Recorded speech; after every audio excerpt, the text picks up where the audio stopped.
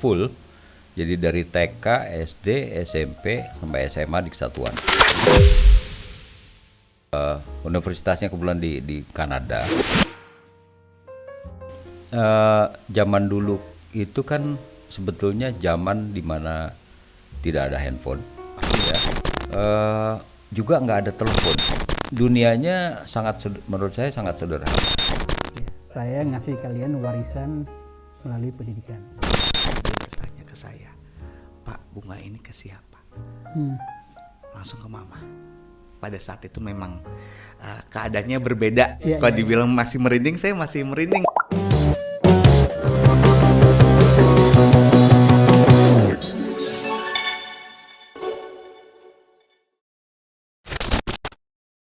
Salam sejahtera untuk kita semua. Selamat bergabung dalam podcast Bintang, bicara tentang KJHS Kesatuan Junior High School. Pada kesempatan ini, perkenalkan saya Pak Bambang selaku host podcast. Di kesempatan ini, saya tidak sendiri, tetapi ditemani oleh orang-orang yang luar biasa sekali. Mudah-mudahan. Selamat berjumpa Pak Guntur, Susanto dan Pak Ben Bo'o. Bagaimana nih Pak kabarnya Pak Guntur? Alhamdulillah baik, agak sedikit pilek-pilek. Ini biasalah orang tua. Ini udah lansia. Alhamdulillah tahun ini saya 67 ya. Jadi 67. Kalau dibanding dengan pada saat saya keluar dari Kesatuan tuh tahun 76, berarti sudah berapa? 50 tahun ini. 50 tahun. Ya. Kita akan juga anniversary tahun ini ke 50 tahun bersama ini nanti sekitar ya bulan depan lah gitu kira-kira. Jadi udah tua, Bapak Bang. Jangan ditanya yang susah-susah. Oh iya, tenang Pak. Pak Ben sendiri gimana nih Pak Ben? Udah lama kita tidak berjua ya, Pak Ben. Saya terakhir di sini itu kan POM SMA. Iya, SMP juga. Terakhir yang ini Bo'o. Iya. Nah. Iya. Sekarang yang kakak di Bali. Iya. Si Mark di Kesatuan. Tinggal Anggi. Ya, yang terakhir di SMA. Kita juga ketemu zaman beliau ini ketua POM ya. Waktu ketua POM, ya. Waktu itu apa ya? Lustrum kalau nggak salah. Lustrum. Ya. Rapat Lustrum. Waktu itu saya Geprak pura-pura. meja dia waktu itu. Hah? Ya. Waktu kenalan pertama dengan Suhu nih, Pak Guntur nih geprak meja waktu itu. Saya pura-pura jadi anggota yayasan waktu itu. Dan yang karena ceritanya beliau yang di nggak bawah tahu, ini ya. Beliau Kena geprak kibul. meja Mm-mm. di hadapan orang Kupang, orang Timur. Pengen gua bergeprak lagi sebenarnya. Masih berjiwa muda kali ya Pak ya. Nggak, beliau itu nggak bisa ngebrak lagi karena mejanya udah hancur duluan. Mana gitu. Bisa Udah begitu nggak ya. bisa. Iya, baik Bapak. Berarti ini kita gantian dulu deh pertanyaannya. Kita ada beberapa hal yang ya berbagi pengalaman seputar sekolah pada saat SMP terdahulu dengan anak-anak yang sekarang ini seperti apa sih? Dilihat dari kacamata mungkin Pak Guntur selaku pernah bersekolah di SMP Kesatuan atau Pak Ben pernah menyekolahkan anaknya yang pertama di SMP Kesatuan, apa yang menjadi prioritas atau menjadi tolak ukur gitu bapak-bapak ini? Udah jelas karena saya udah tua, jadi kadang-kadang udah lupa SMP. Tapi saya memang lulus dengan full. Jadi dari TK, SD, SMP sampai SMA di Kesatuan. Kemudian universitasnya kebetulan di Kanada. Jadi tahun 77 saya ke Kanada, tahun 78 masuk universitas, 82 selesai. 78 sampai 82 selesai. Bachelor. Tapi disahkan S1 sarjana teknik sipil. SMP berarti tahun 73, itu lebih dari 50 tahun yang lalu. Saya agak lupa. Tapi zaman dulu itu kan sebetulnya zaman dimana tidak ada handphone. Pasti ya. Iya. Di rumah saya itu, di rumah-rumah orang Bogor itu, setahu saya waktu itu juga nggak ada telepon. Saya kebetulan yang punya telepon karena rumah orang tua saya itu bukan rumah orang tua tapi rumah instansi di mana ayah saya itu bekerja sehingga punya telepon. Nah teleponnya itu telepon diputar. Kan? Kalau telepon diputar kita nyambungnya ke operator di kantor telepon. Iya. Minta nomor 123 Iya. berapa gitu ya. Waktu itu cuma sekitar 5 nomor. Jadi barulah nanti operator tuh cak ditempel. Jadi dunianya menurut saya sangat sederhana. Kita kalau janji ya janji ingat janjinya, nggak pakai handphone lagi, nggak harus pakai reminder, nggak usah pakai apa gitu kan. Kita ingat. Kemudian terutama masalah di kesatuan itu terkenal sebagai satu sekolah yang tertib. Ya, dibanding dengan sekolah-sekolah lain itu relatif dari dulu bukan sekolah yang high class, tapi juga tidak low class, jadi middle class, dan itu tertib. Dan kita ibaratnya saya masih ingat guru-guru saya yang luar biasa. Mohon maaf, guru-guru saya itu mereka melihat saya itu ya saya termasuk kadang-kadang anak nakal. Karena suruh mencatat kadang-kadang main gitu kan sampai akhirnya selesai, apa yang dicatat udah dihapus gitu kan. Nah guru saya tuh sampai memperhatikan itu dan dia kadang-kadang meminta teman saya yang pandai untuk membantu saya. Salah satunya ya yang kita kenal di sini Ibu Lis, masih ada. Ya. Beliau seorang guru yang luar biasa, memperhatikan anak seperti dengan anaknya sendiri. Itu yang membedakan bagaimana seorang guru itu punya passion. Jadi passion ini yang berbeda ini. Dan itu saya rasakan dari kesatuan ya sejak SD SMP. Saya merasa dijaga di sekolah ini kira-kira ya. Saya termasuk mungkin agak sedikit nakal dulu ya, berbeda ya. Kita nggak kriminal, nggak ini ya. Bullying juga mungkin dulu ada, tapi tidak sadis, tidak mengarah kepada kriminal dan sebagainya. Gitu ada.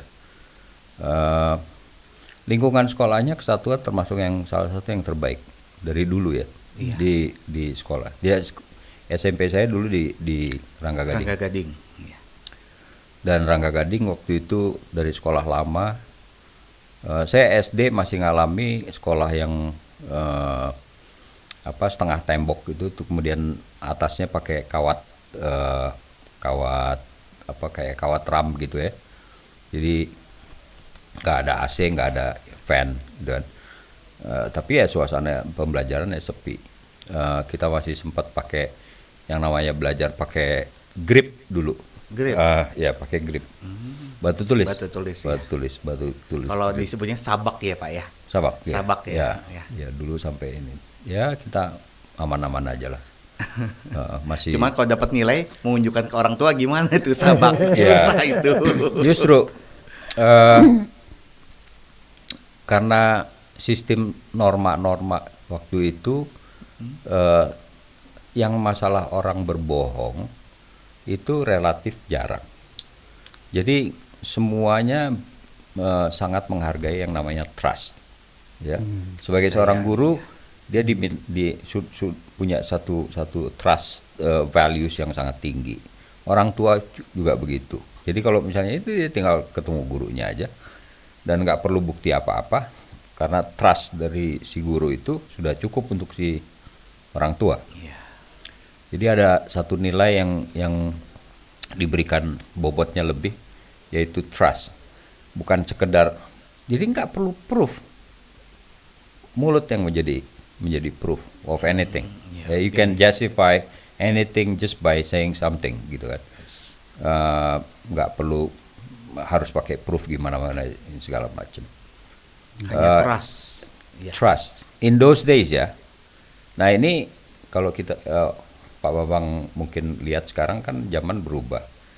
Basically karena ada orang-orang yang memang melakukan upaya distrust Jadi menyalahgunakan trust itu, sehingga akhirnya dibutuhkan documentation, proof atau apa untuk sekedar membuktikan bahwa it's a trust, the trust is not breach gitu ya, kira-kira masih harus gitu ya. So anyway, zaman dulu itu ekosistemnya beda, memang.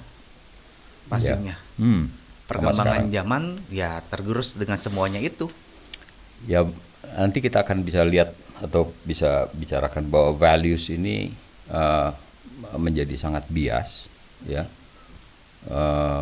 Tapi kita juga akan bisa buktikan bahwa dari zaman dulu sampai sekarang nilai manusia itu based on trust.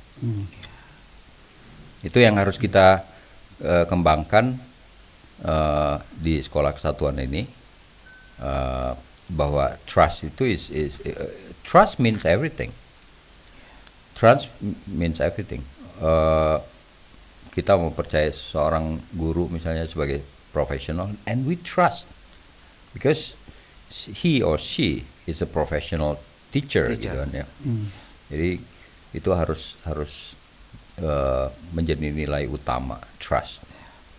I'm here because probably some people think that I'm trustworthy, because I have a reputation, and reputation is built on trust. Nilai yang sangat mahal bagi seorang guru kalau sudah dipercaya oleh orang tua. Makanya orang tua dari dulu mempercayakan anak-anaknya bersekolah di SMP Kesatuan. Betul. Iya. Bahwa Sekolah Kesatuan juga menunjung nilai-nilai dan konsisten untuk menjaga nilai itu. That's trust. Yes. That's building trust. Yeah. It's all about trust. Apalagi pada saat saya selalu menyalahkan kalau misalnya ada anak nakal. The problem is because parents are busy, but they're rich, yeah. They are richer, but they are busier than, let's say, my parents' days. Jadi karena busy, kemudian pada saat busy ini, Pak Bambang, orang cenderung mencari juga pembenaran untuk tidak bertanggung jawab terhadap merasa hal dipersalahkan. Enggak. Saya busy. Yes. Saya sangat busy. Yeah. Saya nanti mencari upaya kayak alasan-alasan reasoning gitu ya, untuk tidak melakukan kewajiban. Contohnya karena saya busy, I'm a businessman, kamu tahu sendiri saya punya bisnis banyak and bla bla bla, and I don't have time to teach my own kids gitu ya, my own children. I don't have time to spend, like say recreation with my children and so forth because I'm busy. Tapi itu sebenarnya satu denial juga yang memang terjadi secara natural juga. Yeah. Pada saat dia egonya semakin besar, as a businessman, somebody who's supposed to look busy. Jadi dia punya denial. Dan akhirnya kadang-kadang membuat reasoning kayak, oke, yang penting papa, mama, ayah, bunda sekolahkan kamu di sekolah yang terbaik, bayar gitu kan ya. And then expect that the kids will be somebody better than him, better than her, and so forth gitu. Itu sangat naif sih sebetulnya. Ya itu, tapi itu terjadi di masa sekarang, ya. Apalagi sekarang ya. Apalagi sentuhan sekarang orang tua itu yang diutamakan. Anak-anak hanya spend about 30% of their time in a day in school. Okay, 30%. The rest 70% with parents. Kalau enggak parents, dengan teman-temannya. So how can you blame the failure or the success of any student to teaching quality or whatever and so, yeah, or the quality of a school or environment of a school, because it's only 30%. 30% itu nggak majority, belum tentu dia memberikan impact, ya, yang signifikan. Ada impact, but it's not significant. Kita harus lihat dulu dong, 70% ini dia ngapain, ya kan? Jadi kita bisa lihat juga nanti Pak Bambang, bahwa anak-anak yang sukses itu 70%-nya itu juga diisi dengan hal-hal yang positif. Betul. Oke. So 70% being in a positive environment, itu yang disediakan siapa? Menyediakan siapa? Parents. Parents, tentunya orang tua. Parents. Tidak boleh harus melepaskan diri saja begitu saja. Not at all. Iya. Yang paling tanggung jawab tentang siswa itu kalau bukan parents siapa? Iya. Ya kan? Tapi terkadang terbalik. Then you have to tell the parents. Mungkin yang harus di ini kan adalah nanti harus ada session dari guru-guru kepada parents agar mengerti masalah yang kita kenal sebagai parenting. Parenting. Ya. Sehingga parents itu bisa betul-betul menjadi mitra yang efektif buat para guru. Gitu. Ya kan? Betul. Ini. Oke, ceritanya agak panjang, Pak. Sorry. Ya, betul sekali sih Luar biasa. Pak. Memang Ya. kita di sini sebagai guru memiliki satu wadah setiap pertemuan orang tua murid tentunya. Parenting di sini baik kelas 7, 8 ataupun 9 itu akan mengutarakan segala maksud dan tujuan, atau misalnya ada semacam rekreasi atau ada study tour dan lain sebagainya, sehingga orang tua dapat memahami maksud dan tujuan kita tuh apa selain mendidik anak dari segi akademisnya dan hiburan dan lain sebagainya. Mungkin begitu. Bonding. Tuh. Hmm. Gitu. Kita beralih ke Pak Ben nih sekarang sebagai orang tua, bagaimana Pak menindaklanjutkan anak-anak yang bersekolah di situ, apa sih yang dirasakan oleh Pak Ben? Gitu. Perkembangan anak-anaknya Pak ya. Iya. Saya termasuk orang tua yang melihat pendidikan itu sebagai warisan terbaik yang saya bisa ngasih ke anak-anak saya. Ya. Saya selalu bilang ke anak-anak saya, apa yang papa punya saat ini itu adalah untuk papa sampai di masa tua. Jangan berharap papa ngasih kalian warisan dalam bentuk harta. Ya. Jadi ini kesempatan. Ya. Saya ngasih kalian warisan melalui pendidikan. Nah itu kenapa sebelumnya itu saya nggak di Bogor sebenarnya. Sebelumnya saya di daerah. Kemudian saya berpikir apa yang saya harus wariskan ke anak-anak saya. Dan menurut saya pendidikan adalah hal yang paling penting dan paling utama. Itu kenapa saya pindah ke Bogor. Dan saat sampai di Bogor itu kita coba searching sekolah mana yang cocok lah untuk anak-anak ya. Ya dari berbagai referensi dari teman-teman direferensikan ke Kesatuan. Ya, waktu anak-anak saya datang ke sini, betul di daerah mereka prestasi cukup oke. Tapi waktu datang ke Kesatuan, itu seperti mereka prestasi di paling akhir. Bisa begitu Pak? Iya, karena ada perbedaan kualitas pendidikan antara di sini dan di daerah. Misalnya kalau di sini, kalau kita sebut Monas, orang bisa langsung ke sana. Atau Istana Bogor, orang bisa langsung ke sana. Kalau di daerah belum tentu. Itu kita gambarkan, visualisasikan seperti apa. Yeah. So saya pengen anak-anak saya bisa mendapatkan kesempatan untuk mendapatkan pendidikan terbaik. Yeah. Itu kenapa saya antarkan mereka ke Kesatuan. Yeah.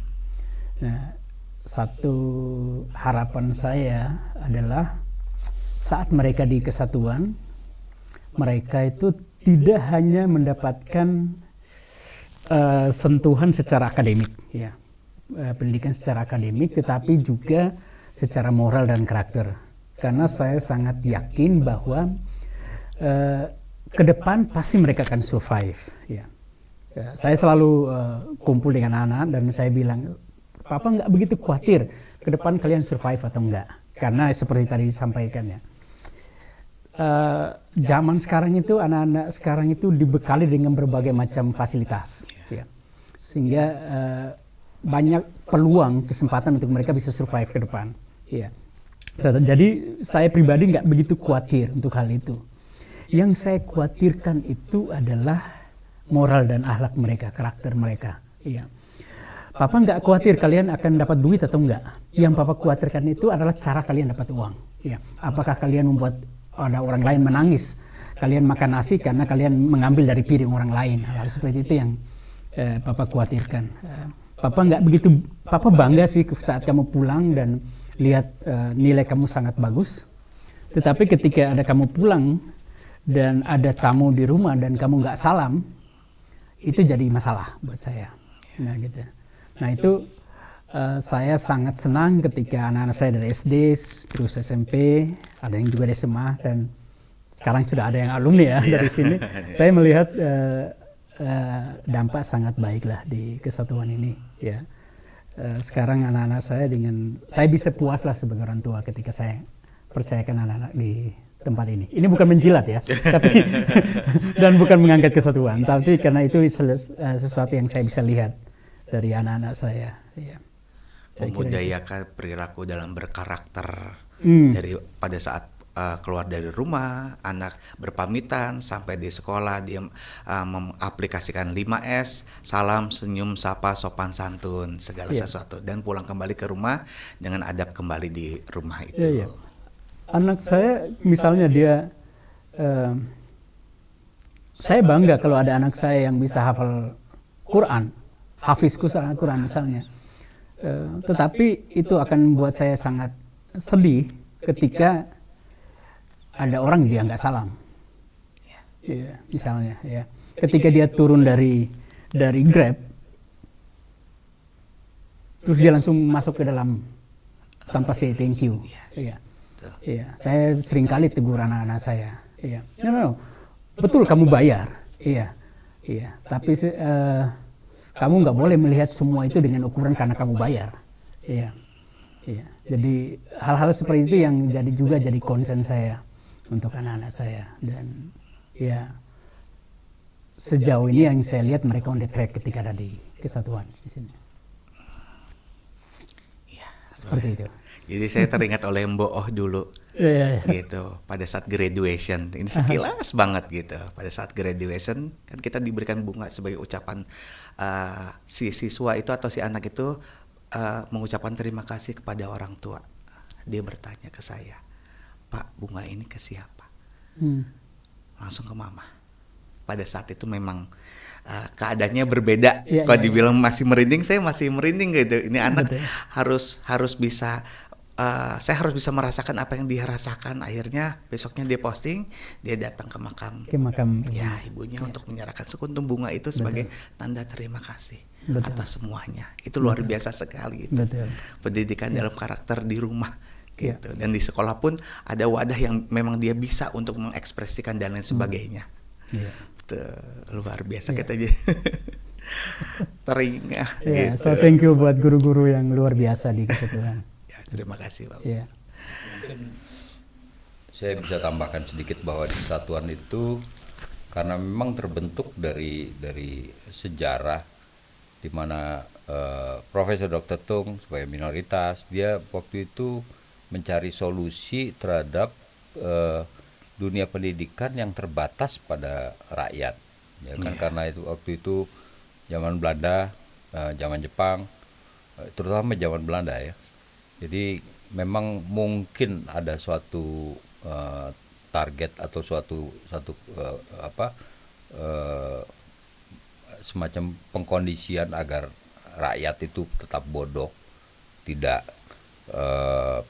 menjadi pintar, dan dengan demikian nanti cenderung melawan si kolonial. Jadi Profesor Dr. Tung waktu itu yang kebetulan juga memang berpendidikan Belanda, tapi dia punya nasionalisme yang tinggi. Jadi punya sedikit kepedulian untuk ini rakyat, gitu ya. Dan dengan demikian yang datang ke kesatuan tuh ya memang relatif anak-anak sekolah ataupun keluarga-keluarga yang bukan non-privilege. Ini berbeda ya, non-privilege. Kalau orang non-privilege itu biasanya harus bicara tentang bagaimana survive dengan cara yang tidak menggunakan privilege. Jadi salah satunya ya makanya bersopan-sopan sama orang, berbaik-baik dengan yang lain, dan itu salah satunya adalah misalnya kita lihat bahwa di kesatuan itu toleransi itu sangat tinggi kan. Kita termasuk yang sekolah yang mengajarkan dari dulu 5 agama sampai sekarang 6 ya. 6. Dan difasilitasi juga. Ya, dulu 5, sekarang 6 difasilitasi, diberikan hak yang kurang lebih sama. Tidak ada lagi, tidak bicara tentang mayoritas dan ini segala macam. Itu aja menjadi satu pembelajaran yang baik untuk si anak. Karena kita bisa melihat satu sisi di Bogor mungkin mayoritas ini ya orang Sunda.